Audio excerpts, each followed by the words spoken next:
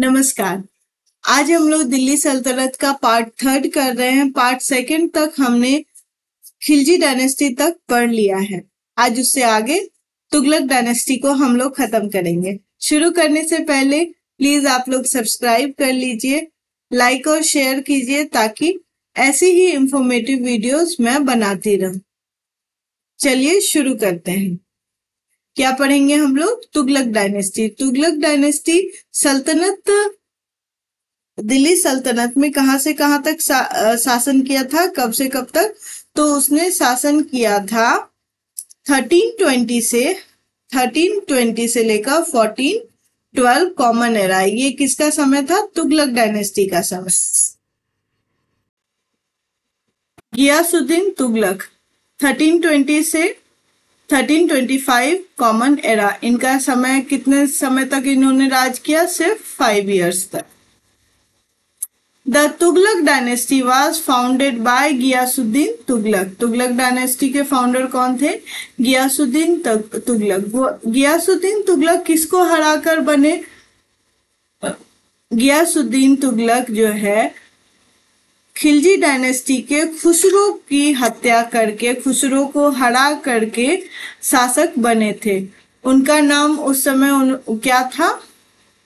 गाजी मलिक। गाजी मलिक ही कौन है? Ghiyasuddin Tughlaq. He rose from an ordinary position to a high position of governor of the frontier province। Province के जो border पे जो सुरक्षा कर्मी होते हैं उसमें ऑर्डिनरी पोजीशन से हायर पोजीशन पर गए थे। He was a great warrior and an able administrator। वो क्या थे? योद्धा भी अच्छे थे और शासक भी अच्छे थे। He consolidated the scattered sultanate and restored peace and order as the whole country was in the grip of unrest and lawlessness।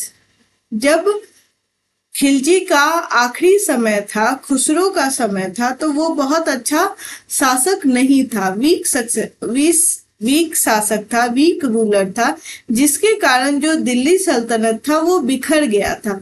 उसके बाद जब खुसरो को मारकर, खुसरो को हराकर गियासुद्दीन तुगलक जब राजा बना, रूलर बना, तो उसने सल्तनत को, दिल्ली सल्तनत को फिर से एकत्रित किया और शांति का माहौल लेके आया। जो कि पहले क्या था? बिल्कुल वहां कोई नियम नहीं था, सब बिखरा बिखरा सा। उसको कंसोलिडेट किसने किया था?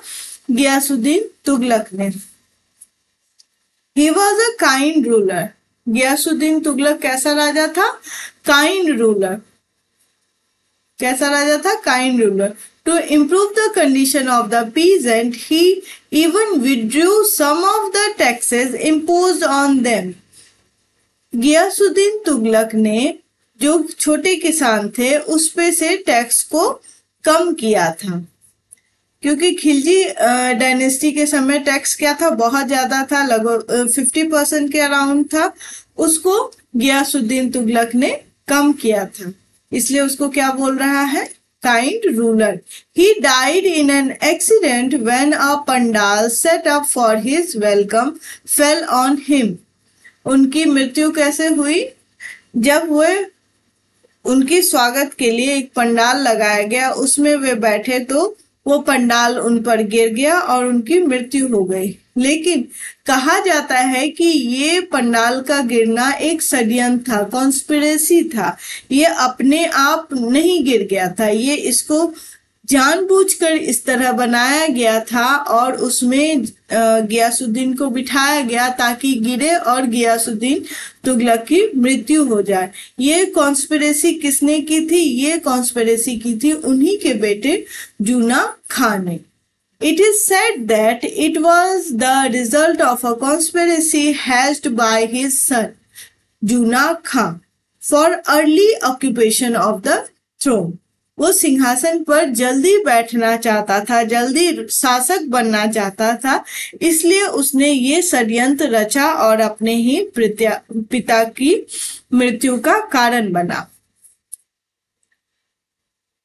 अब हम लोग क्या पढ़ेंगे? मोहम्मद तुगलक। जूना खां अब अगला शासक बनने पे उसने अपना नाम क्या रखा? मोहम्मद तुगलक। इसका शासनकाल 1325 से 51 तक था। After the death of his father, Juna Khan took the name of Mohammad bin Tughlaq. जूना खान ने अब क्या नाम रख लिया? मोहम्मद बिन तुगलक, और शासक बन गया। एंड बिकम द सुल्तान इन 1325। कब सुल्तान बन गया? 1325 में। He was a learned person, वो पढ़ा लिखा आदमी था। He opposed the interference of उलेमा, उसने उलेमा के इंटरफेरेंस को रोका कि कोई भी जो भी उसके शासन में जो भी रूल बनेगा उसमें किसी भी समय में वे उलेमा से कुछ भी नहीं पूछता था, ना ही उसका कोई सलाह लेता था। He took many steps to consolidate the सल्तनत, इसने भी सल्तनत को एकत्रित करने के लिए कई काम किए। He transferred his capital from Delhi to Devagiri, उसने मोहम्मद बिन तुगलक ने दिल्ली से कैपिटल को कहां से? दिल्ली से देवगिरी ले गया। To avoid the fury of attack of Mughal, वो मुगल के अटैक से बचने के लिए। And to exercise better control on Deccan, और डेक्कन पर अच्छा पकड़ बनाने के लिए, ताकि वो अच्छे से कंट्रोल कर सके डेक्कन को भी। जो इसलिए वो क्या चाह रहा था कि कैपिटल कहाँ चला जाए? दिल्ली। तो दो कारण है कैपिटल को दिल्ली से देवगिरी ले जाने का। पहला, मंगोल से बचना, दूसरा, डेक्कन पर control. But in the absence of transport facility it cause many hardship, लेकिन उस समय ट्रांसपोर्ट फैसिलिटी अच्छी नहीं थी। उस समय अभी के तरह एरोप्लेन नहीं था, ट्रेन नहीं था, तो वहां पहुंचना लोगों के लिए बहुत आसान नहीं था। Many people died on the way to Devagiri, बहुत लोग रास्ते में ही मारे गए, क्योंकि दूरी बहुत ज्यादा थी और उन्हें या तो घोड़ा पे जाना है या पैदल जाना है। इसके कारण जाते जाते ही बहुत लोगों की मृत्यु हो गई। विच वॉज 950 किलोमीटर अवे, कितना दूर था? 950 kilometre. On the other hand, his absence from the north encouraged frequent attack from Mongol. अब वो नॉर्थ में अवेलेबल नहीं थे, तो मंगोलों का आगमन बढ़ गया। After 5 years he ordered a retreat which caused even greater hardship to the people। 5 साल के बाद मोहम्मद बिन तुगलक को ये समझ आ गया कि जो उसने डिसीजन लिया था कि कैपिटल को दिल्ली से देवगिरी ले जाएगा, ये सही डिसीजन नहीं था। तो उसने उसको बैक करना चाहा कि अब हम लोग फिर से दिल्ली ही चलेंगे, राजधानी दिल्ली ही रहेगा। ये काफी और हार्ड हो गया पीपल के लिए कि इतनी मुश्किल से तो आए थे, अब दोबारा वापस जाना है, ये भी काफी मुश्किल था। Delhi once again become the capital of the saltanat, अब दिल्ली सल्तनत का कैपिटल दोबारा से दिल्ली हो गया। Muhammad Tughlaq wanted to increase his military power, to conquer more and more territory and to cover the loss of all previous project। ये जो loss हुआ दिल्ली से देवगिरी जाना, देवगिरी से वापस दिल्ली आना, इसमें बहुत सारा लॉस हुआ। इस लॉस को ओवरकम करने के लिए तुगलक क्या चाह रहा था? अपना मिलिट्री पावर बढ़ाना चाह रहा था, ताकि वो और भी ज्यादा से ज्यादा टेरिटरी जीत सके। He imposed land tax in the Doab area at 50% of produce। उसने लैंड टैक्स को बढ़ा दिया। कौन से एरिया में? दोआब एरिया में। कितना? 50% ऑफ प्रोड्यूस। दोआब एरिया जो कहा जाता है, दोआब एरिया उपजाऊ एरिया होता है, जहां पे ज्यादा उपज होती है उसको कहते हैं दोआब एरिया। वहां पर टैक्स कितना कर दिया? 50% कर दिया। The peasant who had recently suffered due to a widespread famine were stunned by the order। अभी किसानों ने भूखमरी देखा था कि उपज अच्छी नहीं हुई है, तो इस समय कैसे शासक 50% टैक्स लगा सकते हैं। इससे पीजन दुखी थे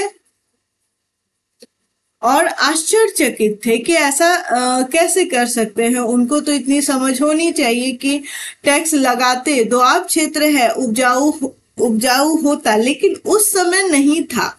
उस समय कुछ ऐसा हुआ जिसके कारण उपज अच्छी नहीं हुई, सूखा आ गया जिसके कारण उपज अच्छी नहीं हुई, तो किसान कैसे इतना ज्यादा टैक्स चुकाएंगे, ये सुल्तान ने नहीं सोचा और टैक्स लगा दिया, जिससे किसान बहुत दुखी हुए। Many farmer gave up cultivation and their land by lay barren। अब किसान जो है खेती करना छोड़ दिए और पड़ती छोड़ दिए, कुछ भी नहीं लगा रहे थे उसमें।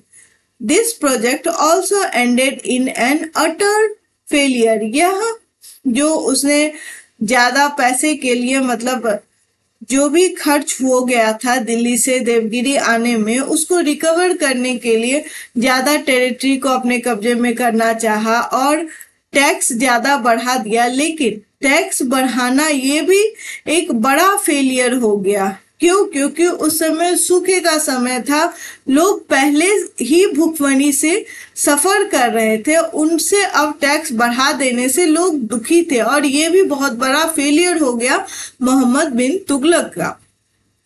When Muhammad Tughlaq realized his mistake, he not only withdrew his order but also extended help to farmer to resume cultivation। Mohammad bin Tughlaq को फिर से थोड़े दिन बाद यह रियलाइज हुआ कि उसने मिस्टेक कर दिया है। उसने अपने ऑर्डर को विड्रॉ कर लिया और हेल्प दिया फार्मर्स को कि आप जो खेती करना छोड़ चुके हैं उसको आप फिर से शुरू कीजिए, इसके लिए गवर्नमेंट आपको हेल्प करेगी।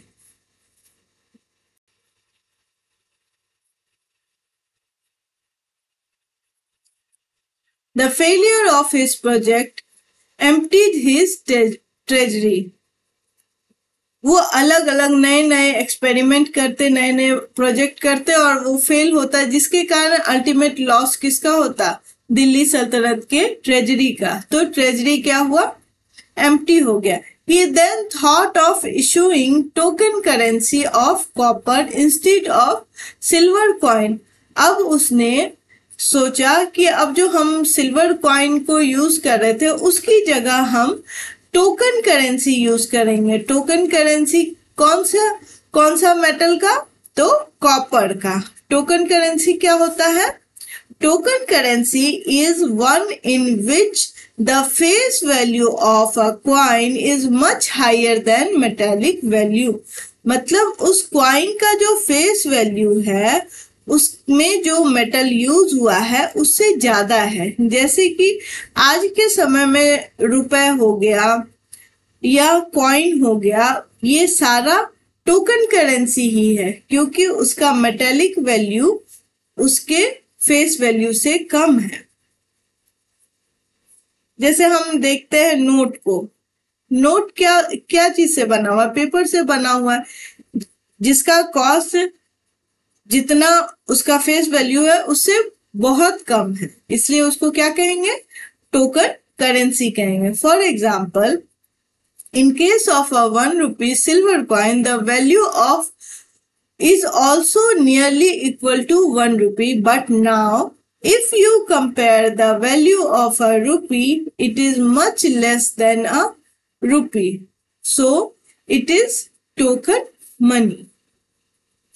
लेकिन आज के समय में जो ₹1 कॉइन है, उसका मेटल का वैल्यू उसके फेस वैल्यू से बहुत कम है, इसलिए उसको क्या कहेंगे? टोकन मनी कहेंगे। तो उसने क्या लागू किया था? Token currency.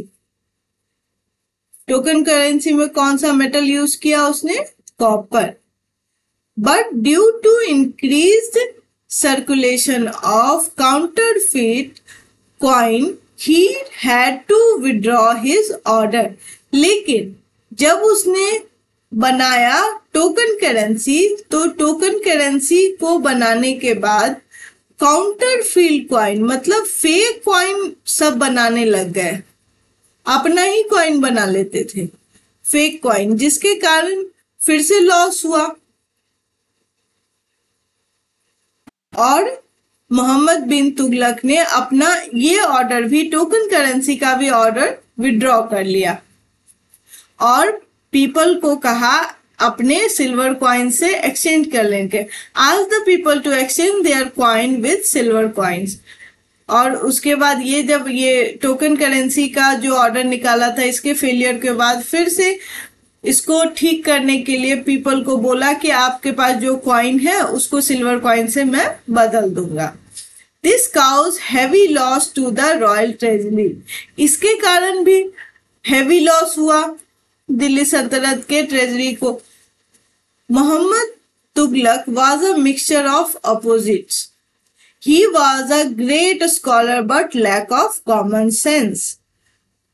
वो समझदार था। उसको स्कॉलर क्यों कह रहा है? क्योंकि जो टोकन करेंसी आज के समय में चल रहा है, इसको उसने बहुत पहले सोचा था, लेकिन वो सक्सेसफुल नहीं हो पाया क्योंकि उसका कॉमन सेंस, अगर उसने टोकन करेंसी लाया ही था तो उसपे कौन उसको बनाएगा, इस पे मोहर किस तरह का होगा, इस पे थोड़ा ध्यान देना चाहिए था, क्योंकि उसकी सोच तो अच्छी थी, स्कॉलर सोच थी, लेकिन कॉमन सेंस की कमी थी। कॉमन सेंस की कमी थी तभी तो बहुत सारे फेक कॉइन बन गए ना।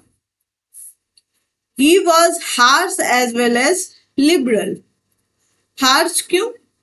हार्श वो कुछ भी डिसीजन ले लेते थे, जैसे दिल्ली से लेकर देवगिरी का जो डिसीजन था हार्श था। उसे सोचना चाहिए था कि ट्रांसपोर्ट का इतना फैसिलिटी नहीं है, आम लोगों को भी दिक्कत होगी, क्योंकि वो तो राजा थे, राजा तो अपने साथ फैसिलिटी होती है उनकी, लेकिन जो आम लोग उनके साथ जाएंगे उनके बारे में उसने नहीं सोचा। लेकिन लिबरल भी कह रहे हैं उसको। लिबरल कैसे? जैसे वो अपनी इतनी सारी गलती हुई, उसको समझते थे कि हाँ मेरे से गलती हो गई, तो उसको बैक कर लेते थे। जैसे टोकन करेंसी, गलती हो गई, बैक कर लिया ऑर्डर को। द्वाब पे लगा लिया था टैक्स 50%, उसको भी बैक कर लिया। दिल्ली से देवगिरी जाने का डिसीजन उसका हार्श था, उसको भी बैक कर लिया, क्योंकि जब उसको अपनी गलती का होता था रियलाइज, तो वो उसको समझता था और उसको बैक भी कर लेता था। इसलिए उसको क्या कह रहा है? हार्श भी था और लिबरल भी था। During his last day he had to face many rebellions in different part of his sultanate. उसके आखिरी समय में उसका विरोध करने वाले कई लोग थे। क्यों? क्योंकि वो अलग अलग तरह के इस तरह से डिसीजन लेता था जिससे लोग परेशान हो चुके थे और हर जगह उसका विद्रोह होने लगा उसके आखिरी समय में। अब हम लोग क्या पढ़ेंगे? Firoz Tughlaq.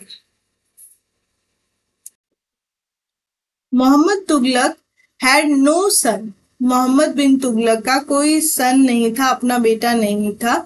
His cousin Firoz Tughlaq was made the sultan after his death. Firoz Tughlaq जो कि कजन थे, उसको राजा बना दिया। Mohammad Tughlaq has no son, उनका कोई बेटा नहीं था। हिज कजन, उनका जो कजन था, मोहम्मद तुगलक का जो कजन था, अब वो सुल्तान बन गया।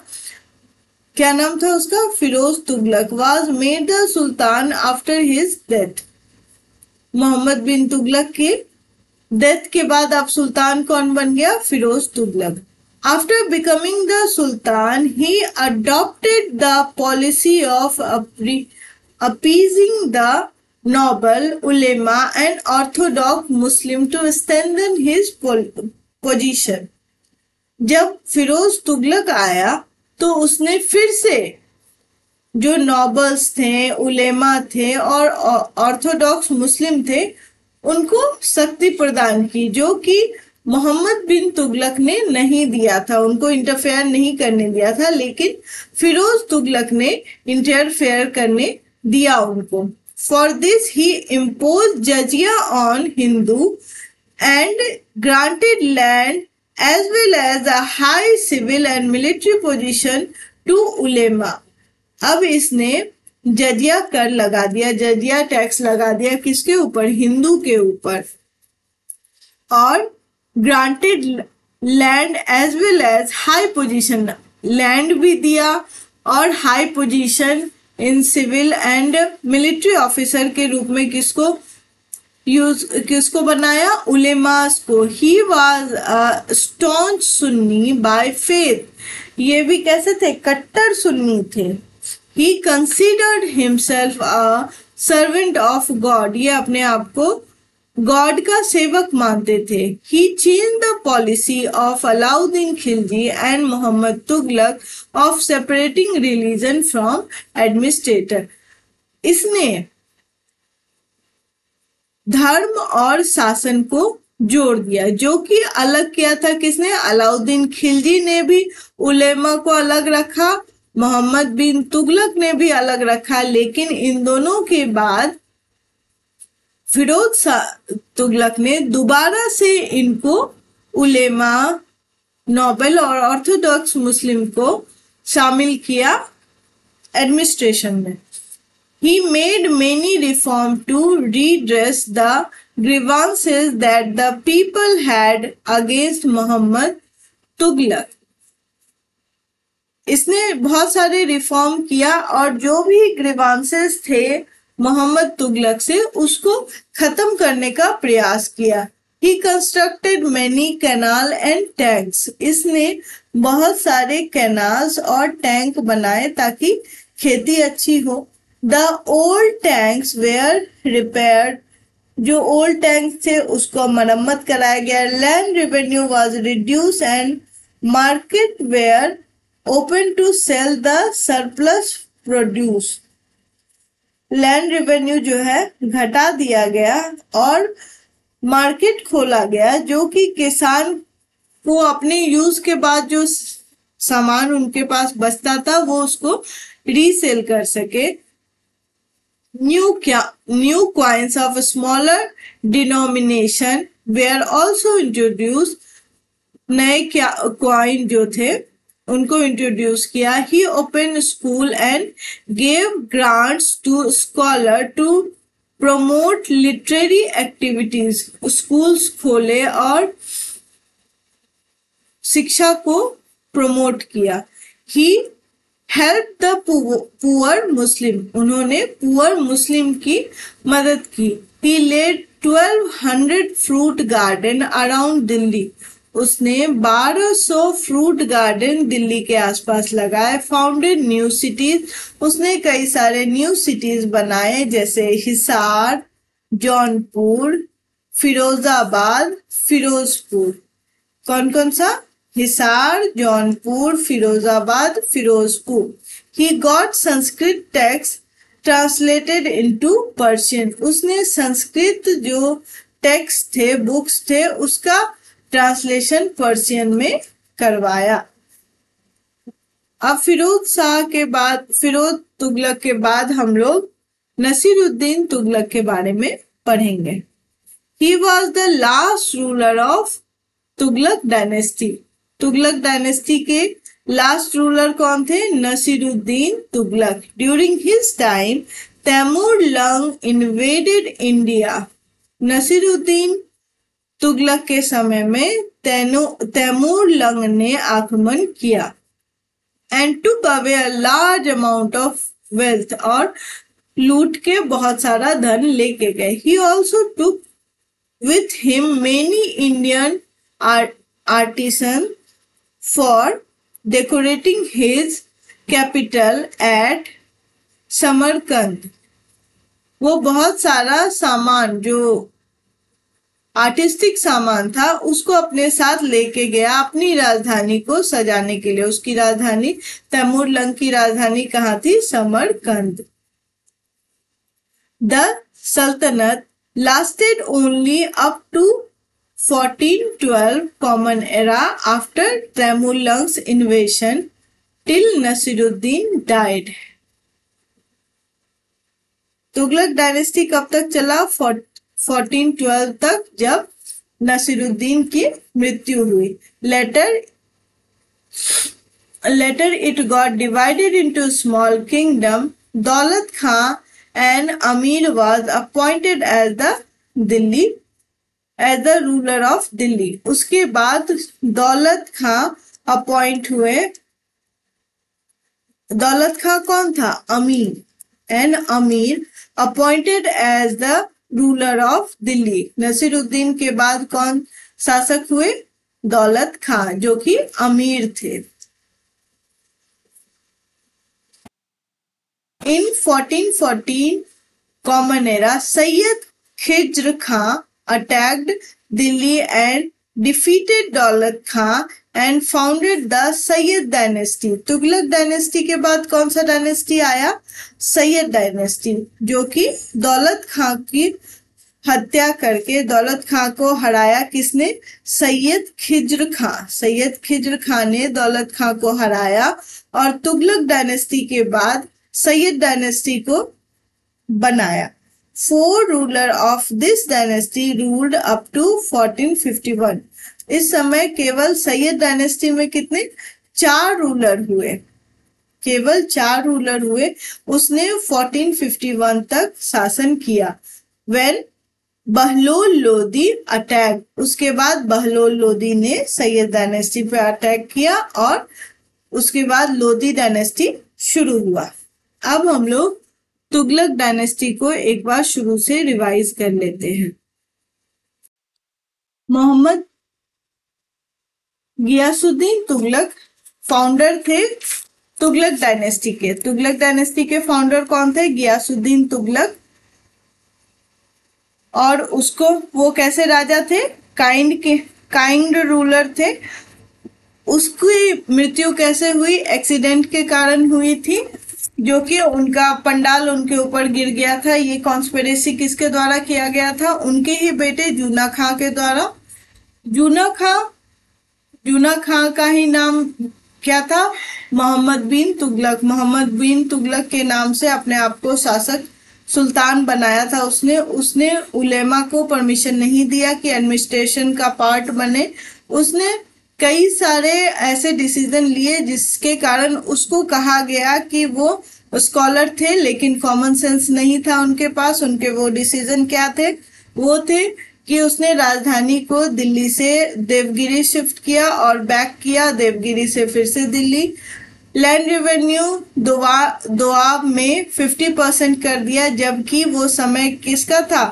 वाइड स्प्रेड ऑफ फेमिन या भूखमरी का समय. उस समय लैंड रेवेन्यू उसने बढ़ाया और उसने टोकन करेंसी लाया. टोकन करेंसी में भी क्या हुआ? काउंटर फील्ड कॉइन हुआ, मतलब फेक कॉइन बनने लग गए, जिसके कारण उनको ये वही डिसीजन रिवर्ट करना पड़ा और उसके बाद एक्सचेंज करवाया सिल्वर कॉइन से, जिसके कारण रॉयल ट्रेजरी को बहुत नुकसान हुआ. इसलिए उनको क्या कहा गया? Great scholar but less common sense. Token currency क्या होती है? जिसका फेस वैल्यू ज्यादा हो मेटेलिक वैल्यू से. उसके बाद कौन आए? सबसे पहले गियासुद्दीन तुगलक, उसके बाद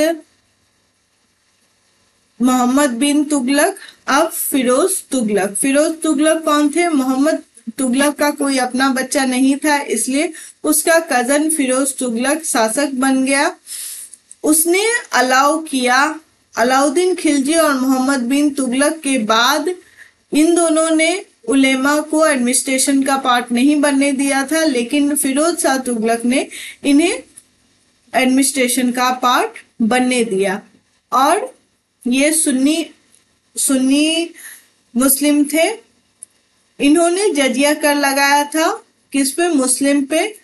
और जो भी मोहम्मद बिन तुगलक के समय में जिसके कारण भी लोग दुखी थे, उन सबको वो चाह रहा था कि लोगों को खुश किया जाए। उसके लिए किसानों के लिए उसने बहुत सारे कनाल और टैंक बनाए, जो पुराने टैंक खराब थे उनको रिपेयर कराया, छोटे अमाउंट वाले कॉइन भी बनाए। उसके अलावा उसने 1200 फ्रूट गार्डन दिल्ली के आसपास 1200 फ्रूट गार्डन लगाए।